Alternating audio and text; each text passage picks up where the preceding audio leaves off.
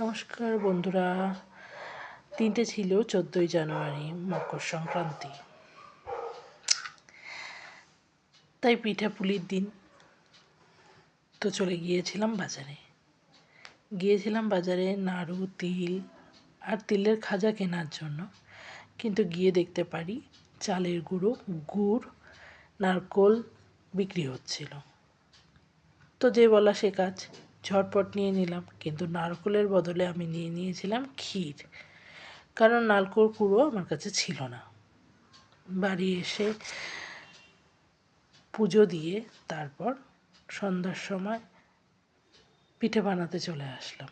ডেকে নিয়েছিলাম পাশের ঘরের বোনকে। ও চলে এসেছিল, কারণ ও অনেক কিছুই করতে পারে এই সমস্ত পিঠেপুলি। তো ওকে ডেকে নিয়েছিলাম।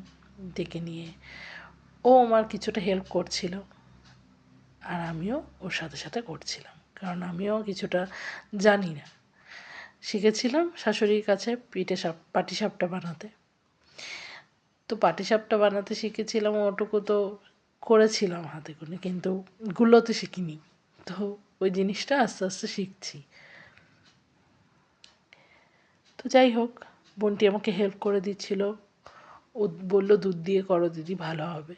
তো আমিও দুধ দিয়েই করছিলাম, জানি না কিছুই, তাও করছিলাম। পিঠে শুরু করার আগে নাকি উনুনকে পুজো করে নিতে হয়, কারণ ব্রহ্ম পুজো হয়। আর সবার প্রথমে পিঠেগুলো প্রথমেরটা ব্রহ্মাকে দিতে হয়, তারপরে দিতে হয় বাইরের কাকশিয়াল পক্ষীকে। তো যাই হোক, সেই হিসাবেই আমি করলাম। জানতাম না যেই সমস্ত নিয়মগুলো, সেগুলো জানলাম। তারপর আস্তে আস্তে পিঠাপুলি বানানো শুরু করলাম। ভালোই লাগছিল, প্রথম কিছু করছিলাম। একটু একটু করে করতাম, কিন্তু আটার সঙ্গে যেটা আমরা গোলা রুটি করে খেতাম, সেটা তো একটু মোটা হতো, কিন্তু এটা নাকি পাতলা হয়। তার জন্য পারছিলাম না। তো যাই হোক, এভাবেই আমাদের পিঠেপুলি বানাতে বানাতে গোটা রাত হয়ে গেছে। তারপরে আমরা পিঠেপুলি দিয়েই সব কিছু শেষ করব। আজকের ডিনারটাও হবে আমাদের পিঠেপুলি দিয়ে। তো যাই হোক বন্ধুরা, এটাই ছিল আজকের ভিডিও। এইভাবেই চলে গেল পুরো রাতটা।